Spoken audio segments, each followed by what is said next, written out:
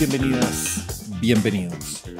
Hace unos días se dieron a conocer cifras sobre satisfacción sexual entre hombres heterosexuales, hombres homosexuales, hombres bisexuales, mujeres lesbianas, mujeres bisexuales y mujeres heterosexuales.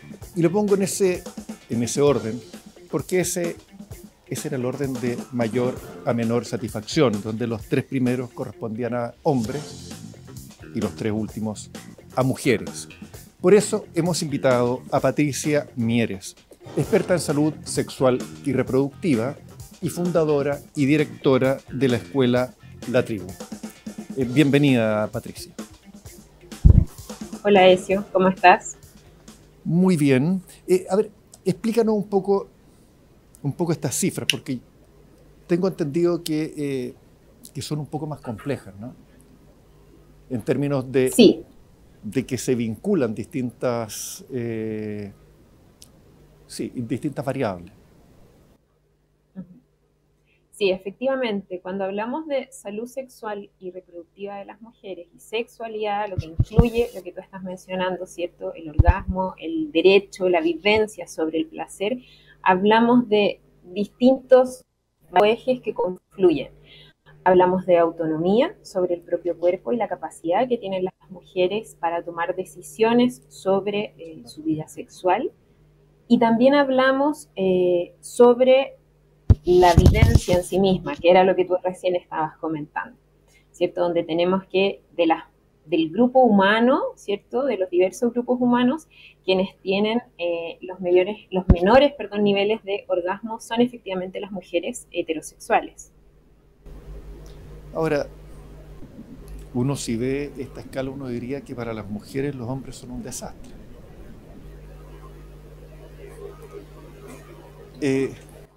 Ahora, hay otras cifras, ¿no es cierto?, que así que se plantean que 3 de 4 mujeres dijeron que no pueden alcanzar el orgasmo durante las relaciones sexuales. Que son cifras, Sí, las relaciones sexuales penetrativas. sí, que es altísimo. Ahora, estas cifras corresponden ¿a qué? ¿Corresponden a Chile, a Latinoamérica? ¿Cuáles son los grupos humanos que se midieron? Sí, yo no sé si podríamos decir que los hombres son como nefastos. Creo que más bien tiene que ver con la manera en que se han configurado las relaciones entre hombres y mujeres y las posiciones en las que nos han puesto históricamente, que definitivamente pone a las mujeres en una situación de desventaja, pero que tampoco le otorga a los hombres una vida sexual tan placentera. Las cifras que tú mencionas, efectivamente, las estimaciones a nivel, estamos hablando principalmente de zona latinoamericana, es que entre un 20 y un 30% de las mujeres, solo un 20 y un 30% de las mujeres llega al orgasmo a través de la penetración vaginal. Entonces estamos hablando que alrededor de 3 de cada 4 no lo hace. Y lamentablemente en nuestra cultura la relación sexual penetrativa sigue siendo el tipo de intercambio sexual que se promueve, que se enseña a través de los distintos medios, a través de la pornografía, ¿cierto? Entonces, tenemos que hay un tipo de relación sexual que es la hegemónica, que es la que prevalece culturalmente, pero que es justo la manera en la que para las mujeres el placer sexual no es tan fácil o no es tan accesible. Ahora, vuelvo a la pregunta. ¿Esta cifra es homogénea? ¿Es para toda Latinoamérica? ¿Hay diferencias dentro de Latinoamérica?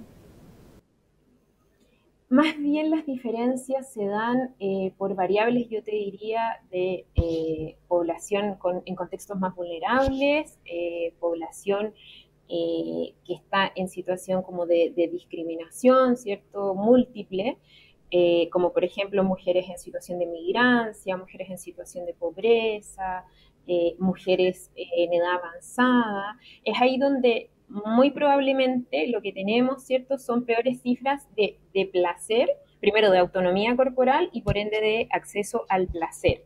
Más que del ítem específico si logran tener orgasmos con penetración, sino que más bien cómo están viviendo su vida sexual de manera placentera y autónoma. Eh, entonces, pero en Latinoamérica se supone que es parejo, o relativamente parejo. Sí, es relativamente parejo. De hecho, yo te diría que incluso a nivel mundial es relativamente parejo. Hay varios estudios que ha sacado Naciones Unidas, el Fondo para Población, con mujeres que hablan sobre los distintos ítems en relación al placer y a la sexualidad de las mujeres, como por ejemplo, uno de ellos es la autonomía corporal, y en la medición que se hizo en 2021 sobre autonomía corporal, donde se midieron tres indicadores bien relevantes, uno de ellos era la capacidad de decir sí o no a tener relaciones sexuales. Se estableció que en promedio un 55% de las mujeres, realidad local, regional y también mundial, puede decidir sobre su propio cuerpo, o sea, puede decidir si tener o no tener relaciones sexuales. ¿Eso qué quiere decir? Que un 45% de las mujeres no puede hacerlo. Entonces, ¿y por qué esto yo lo relevo si estamos hablando de placer, que tendría esto que ver tal vez con tener orgasmo? Con que lógicamente si tú estás en una situación de coacción, de violencia, donde no estás decidiendo si puedes o no tener relaciones sexuales, lógicamente no vas a poder tener una vida sexual placentera, libre, autónoma, que es lo que te permite llegar, ¿cierto?, al placer, al orgasmo y ejercer tu sexualidad plenamente. Ahora, eh, si yo me remito a lo que hace muchos años aparece en el cine o en la literatura, quizás estas cifras no son tan sorprendentes. Pero a mí sí me llama la atención de que haya cierta homogeneidad, porque eso nos lleva a preguntarnos sobre cuáles son las causas de esto. Es decir, por qué pasa esto? ¿Por qué pasa esto? No sé, al menos el mundo occidental viene en un cambio en la sexualidad desde los años 50, de los años 60 en forma mucho más abierta. Es decir, estamos hablando de 60, 70 años. Entonces uno esperaría que las sociedades que participaron de forma más activa en esa revolución tuvieran comportamientos muy distintos y que entre las distintas países, distintas sociedades, hubiese diferencias significativas. Es muy interesante lo que plantea Jesús, porque efectivamente una de las preguntas quienes nos hacemos, quienes estamos trabajando en esta área, ¿cierto? Es por qué en realidades tan diversas vemos cifras tan similares. Eh, Porque hay cosas que podemos tener en común, ¿cierto?, en el mundo occidental, pero hay realidades muy distintas. Hablamos de países de bajos ingresos, de altos ingresos, y por qué la situación de las mujeres en este ámbito es tan similar en esos contextos tan diversos.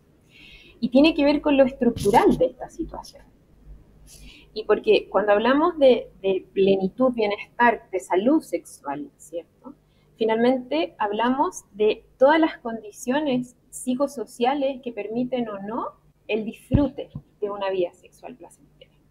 Y es ahí donde las mujeres, independiente de sus diferencias, tienen muchas cosas en común. Lamentablemente muchas cosas negativas en común. Entonces, como bien tú dices, ha habido, ¿cierto? Hubo un proceso de liberación sexual, de dejar de llevar la sexualidad solo al plano íntimo, de hablarlo, de mucho ámbito artístico, cultural en torno a la sexualidad, pero lamentablemente eso no ha tenido un impacto directo en el bienestar y en el ejercicio del placer de niñas, adolescentes y mujeres. Y acá yo te diría que hay un par de situaciones que son compartidas por la mayoría de las mujeres en cifras más o menos similares en todo el mundo. Eso también incluye nuestra realidad local chilena. Una de ellas tiene que ver con el exceso de tareas y de trabajo doméstico no remunerado. Las mujeres hacen en promedio en todos los estratos sociales, y acá te estoy hablando de Chile, al menos el doble de tareas domésticas. Y ellas indican que la sobrecarga de trabajo y de responsabilidades es uno de los factores que les impide disfrutar su vida sexual. Ese es un punto. El segundo punto tiene que ver con la violencia sexual. En Chile, el 88% de las víctimas de violencia sexual son niñas o son mujeres. Y las cifras nos hablan, y esto, el rango es súper amplio porque las denuncias siguen siendo bajas, de que alrededor de un 20 a un 40% de las mujeres en nuestro país han sido víctimas o están siendo víctimas de violencia sexual. Y el último punto tiene que ver con la forma en la que se estructuran las relaciones entre hombres y mujeres, donde todavía las mujeres siguen estando en una posición de objeto sexual más que de sujeta activa dentro de las lógicas sexuales. Estos tres elementos son importantes porque lógicamente si tú tienes a un 30% de la población femenina que ha sido víctima de violencia sexual, que tiene una fuerte sobrecarga de trabajo y que además se encuentra en una posición de sometimiento en muchas áreas sociales, es evidente que la vida sexual de las mujeres no va a ser la más placentera. Y estas tres situaciones que yo te menciono son bastante transversales en Chile, en la región latinoamericana y en el mundo. Sí, pero igual, es decir, a ver, esto estaría indicando que hemos avanzado muy poco. Es decir, que independiente de las revoluciones, independiente del nivel de desarrollo, el avance, es decir, parece que eso no incide en los avances respecto a las mujeres. En algunos ítems sí, en algunos ítems lógicamente hay que reconocer, o sea, si pensamos, por ejemplo, en el embarazo adolescente, una tremenda línea que tenemos que pensar. En Chile se avanzó muchísimo en embarazo adolescente, algo que lógicamente permite que las mujeres tengan una vida sexual autónoma, libre. Tú ahí hablas de avances de anticoncepción y una serie de elementos que permiten gozar de un placer sexual adecuado, ¿cierto? Cuando tú puedes decidir si quieres o no quieres, por ejemplo, quedar embarazada. Pero si pensamos en otros indicadores, efectivamente no han habido grandes avances. Y acá es muy importante mirar y es parte de las recomendaciones que hacen los principales organismos en materia de salud sexual y reproductiva y derechos humanos a nivel internacional, las normas culturales. Tenemos avances a través de las políticas públicas, a través de leyes, ¿cierto? A través de los discursos y las narrativas. Pero eso no implica que las normas culturales hayan avanzado lo suficiente en materia de sexualidad de las mujeres.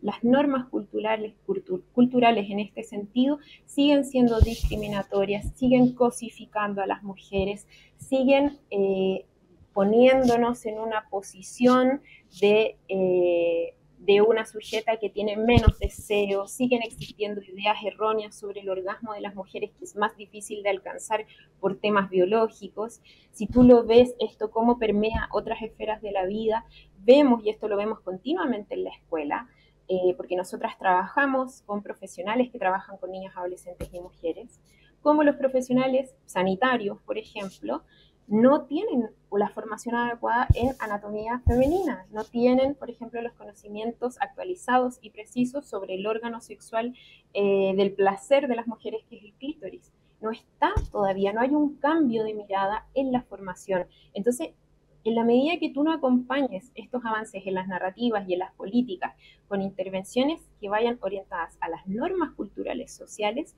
vas a seguir teniendo las mismas cifras, las mismas estadísticas. Porque en el fondo lo que hace la cultura ahí es replicarse y mantenerse. Bueno, uno pensaría que las narrativas han cambiado, que esas narrativas han, de alguna u otra forma, han incidido en el comportamiento de las personas.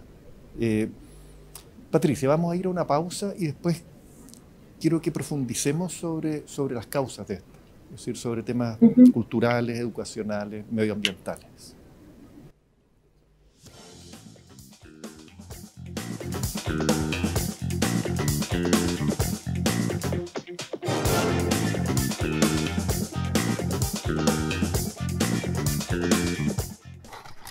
Bio Bio, la radio se escucha y se ve. En nuestra plataforma digital biobiotv.cl. En la televisión digital de libre recepción, Santiago 26.1. Valparaíso 46.2. Temuco y Osorno 29.2. En el cable, Mundo, canal 521. Zapping TV, canal 168. Y en Mi Play, canal 62. Bio Bio, la radio, 43 estaciones. Ahora se ve. De lunes a viernes, pasadas las 10, continúa tu mañana con el Expreso Bio Bio. Lo que está pasando y los temas más relevantes los conocemos y escuchamos al instante. Acompáñate y viaja junto a nosotros. Expreso Bio Bio.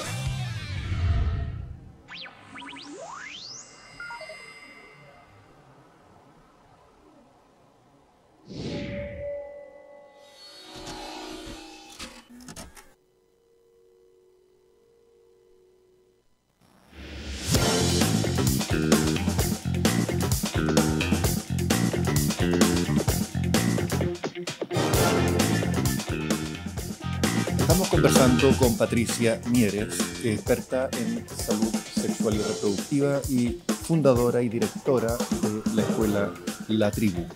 Estábamos hablando sobre el tema del placer y la satisfacción sexual en hombres y mujeres en distintos grupos, heterosexuales, homosexuales, bisexuales. Las razones, es decir, cómo explicar esta diferencia tan grande entre hombres heterosexuales y mujeres heterosexuales, que son, digamos, las antípodas. Porque normalmente se dice que es educación, que básicamente una falta de educación. Ahora, se supone que se ha avanzado en el tema y que se ha avanzado en forma importante. Entonces, ¿estas cifras antes eran peores o esos avances en la educación han sido absolutamente nulos en términos de cambiar el comportamiento? Efectivamente, Decio, han habido avances y eso también es importante reconocerlo. Las políticas públicas en Latinoamérica y principalmente en Chile se han centrado desde lo sanitario. Sí, vamos a encontrar mayores avances en salud sexual y reproductiva en los indicadores del tipo acceso a anticoncepción, acceso a atenciones de salud, la disminución, por ejemplo, de las tasas de embarazo adolescente, etc. Donde no hemos avanzado ha sido en la línea más bien del ejercicio de una vida sexual placentera, libre, autónoma, sin violencia, sin discriminación.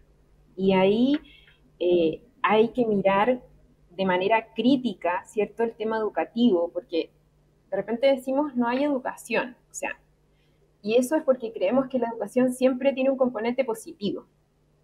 Y no es verdad, en este momento hay muchas fuentes de educación por la que nos estamos educando desde muy pequeños.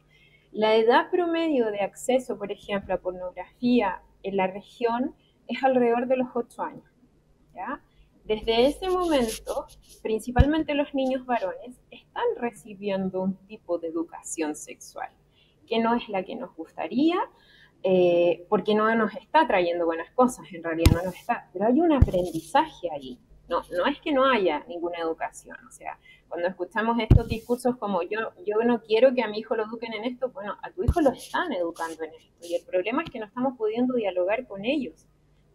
Y esos mensajes culturales, lo que hablábamos hace un momento, ¿cierto?, que se refuerzan en la pornografía, en los medios de comunicación, han aumentado sus niveles de violencia. O sea, hoy el aprendizaje que están teniendo los niños es de prácticas donde se normaliza la violación, donde se normaliza la humillación de las mujeres, donde si una mujer dice no, es más excitante no respetar ese no. Entonces hoy la carga de violencia que están recibiendo en la pedagogía, en una pedagogía muy cruel que se está haciendo sobre sexualidad en niñas, niños y adolescentes, ¿cierto?, lógicamente no avanza hacia relaciones igualitarias, y solo las relaciones igualitarias son espacios de placer, de respeto. Entonces, aunque tenemos avances en materia sanitaria, no tenemos avances positivos en términos de normas culturales. Y los espacios de educación existentes que están, como por ejemplo la pornografía, incluso han aumentado los niveles de violencia que en ellos se expresan. Ahora, hay datos de países europeos que se puedan comparar? En términos, tú dices, como del tema educativo y de cómo estas normas culturales se refuerzan. Y de cómo eso, sí, cómo esa educación ha incidido en los comportamientos. Sí, mira, hace poco salió un estudio en España centrado en adolescentes, que yo creo que es una población muy interesante de mirar, porque lo que aprendemos en esa fase de la vida es luego lo que replicamos en la adultez, en la forma de relacionarnos. Y bueno, esto que te decía de la baja en la edad de acceso, por ejemplo, a pornografía, y otra cosa es que se estima que ha aumentado hasta en un 50% la violencia sexual entre pares, se denomina, cuando es entre jóvenes. Estamos hablando de niños entre 12 a 16 años. O sea, yo encuentro que esa es una cifra que nos debería asustar, y esto fue en España. Han aumentado en un 50% la violencia sexual en ese tramo etario hacia las niñas de su misma edad. Algo que no se veía antes con tanta frecuencia. Lo que teníamos antes más bien era hombres adultos ejerciendo violencia sexual. Y hoy en día tenemos que esto está cambiando. Entonces, lamentablemente, estamos viendo que hay ciertos estereotipos, roles, ¿cierto?, de género que se han ido intensificando y que incluso han ido aumentando en la crueldad en que se expresan. Hay todo hoy en día una narrativa muy, muy potente que habla sobre una deshumanización, especialmente de niñas y mujeres, en los espacios sexuales y en las narrativas imaginarias sexuales que están consumiendo en este momento las adolescentes y los adolescentes fuertemente.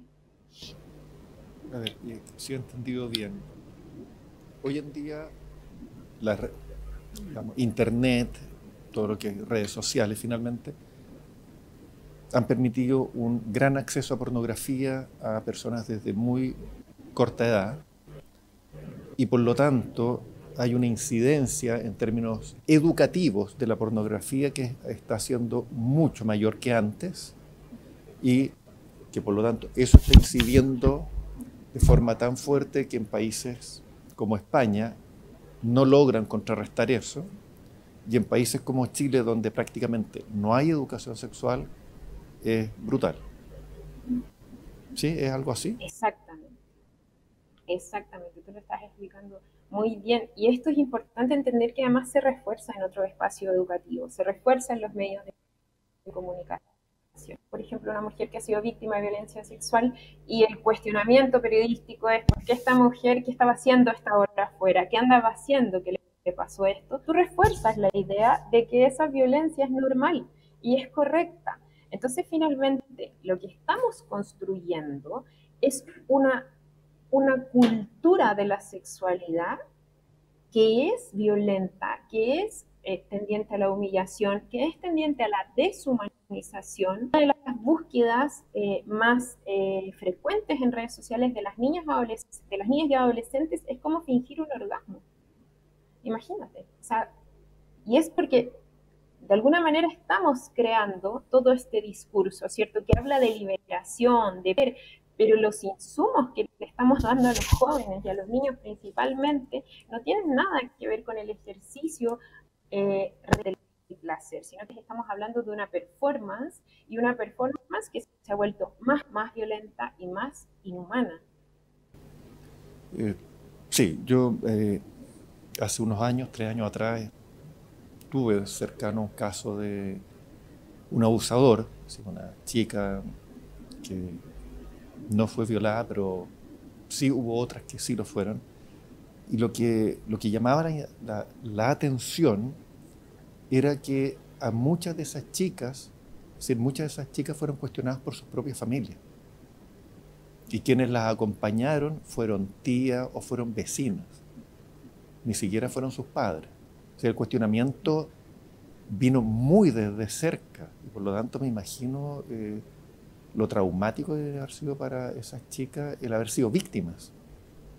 Entonces, bueno, tengo la impresión de que es un tema mucho más es decir, esos cuestionamientos es algo mucho más profundo y mucho más que tenemos mucho más internalizado como sociedad.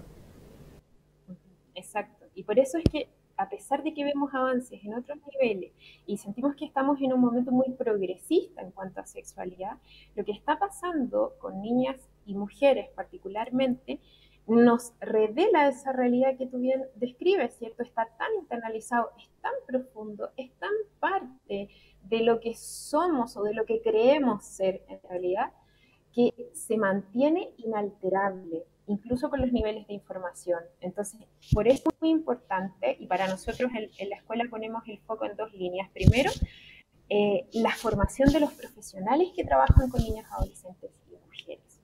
Porque hoy en día estas situaciones las están viendo en las consultas profesionales. O sea, hablamos de que alrededor de un 20% de las mujeres tiene dolor en las relaciones sexuales, de que solamente para un 7% de las mujeres chilenas el sexo es una de las actividades más placenteras. Hablamos de niveles muy altos de incapacidad para sentir orgasmos. Entonces, necesitamos que los profesionales que están viendo estas dificultades tengan las herramientas para problemas profunda y para no caer en discursos que no tienen ningún impacto en las mujeres, como necesitas relajarte más, necesitas tomarte un trago, necesitas cambiar de actitud, ponte ropa sexy, como si eso fuera de un momento a otro a desarticular todo lo que acabamos de conversar. A mí, por otro lado, me sorprende el consumo en jóvenes de bebidas energéticas, de estimulantes, de Viagra, que realmente tengo la impresión de que trasladan todo a algo físico y no a una relación más horizontal, ¿no? Sabes que hay estudios que me parecen muy interesantes, están siendo bien preliminares, pero el otro día leía que esta generación de jóvenes, la que viene, digamos, bajo, perdón, 21, son los jóvenes que menos encuentros físicos y menos encuentros sexuales están teniendo. Pese a que tienen padres mucho más progresistas, a que tienen más acceso a información, a que tienen más acceso a anticoncepción, están teniendo poca interacción física y están teniendo menos sexo que lo que tenían generaciones antiguas, que tenían muchas más barreras para poder hacerlo.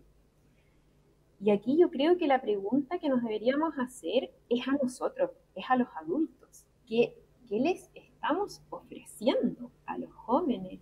¿Qué espacios estamos creando? ¿Cómo estamos respondiendo a sus necesidades? Porque acá es muy fácil caer en la trampa de decir, bueno, las mujeres están sufriendo porque los hombres son malos. No, lo que tenemos que hacer es tener una mirada crítica y darnos cuenta del impacto que está teniendo este sistema sociocultural llamado patriarcado en la configuración de la felicidad de las personas. Donde tenemos hombres definitivamente que no lo están pasando bien en su vida sexual y las mujeres tampoco. Entonces, eso lo vemos más claramente en los jóvenes porque ellos tienen obviamente menos herramientas para regularse, ¿cierto? Psicoafectivamente, y recurren a espacios que los estimulen, que los muevan, que los saquen, que les hagan sentir algo. Qué tremendo que con el avance que hemos tenido los adultos no hayamos sido capaces de crear entornos más saludables y más respetuosos para los adolescentes y para los niños. Bueno, yo creo que también hay temas tecnológicos, temas de los niveles de estímulo a los que estamos sometidos hoy en día, sobre todo los jóvenes a través de redes, no solo de las redes sociales, también internet, lo que es el cine hoy, etcétera, que yo creo que no somos capaces de controlar ni de saber cuáles son sus efectos. Y probablemente ahí también hay un desencanto con la vida real. Efectivamente, hay un experimento que yo creo que tú debes conocer, ¿cierto? Que era de esta rata que iba y consumía droga, ¿cierto? Y apretaba un botón para consumir droga y fue como de los primeros experimentos que permitió, ¿cierto? Hacer como teorías importantes sobre el tema de la adicción. Pero una variable que se ha problematizado sobre este experimento pero esa rata estaba sola en una jaula, sin otros animales, sin sexo, sin felicidad. Y tal vez ahí es donde tenemos que poner el foco, ¿cierto? Efectivamente hay un mundo tecnológico estimulante que tiene cosas muy buenas, que tiene cosas muy crueles y muy terribles que están consumiendo hoy en día los adolescentes. Pero bueno, ¿qué está pasando con el mundo fuera de ese espacio tecnológico? ¿Por qué no está siendo lo suficientemente atractivo, saludable, respetuoso, igualitario, que hace que nuestros jóvenes hoy estén consumiendo frenéticamente, como ocurrió, ¿cierto?, en este experimento, un espacio que finalmente lo que nos está mostrando es que no lo están teniendo en la vida fuera de eso, ¿cierto?, en la vida fuera de la tecnología. Bueno, Patricia, quiero agradecerte tu tiempo y compartir esta información no tan alentadora. Muchas gracias a ti, Decio.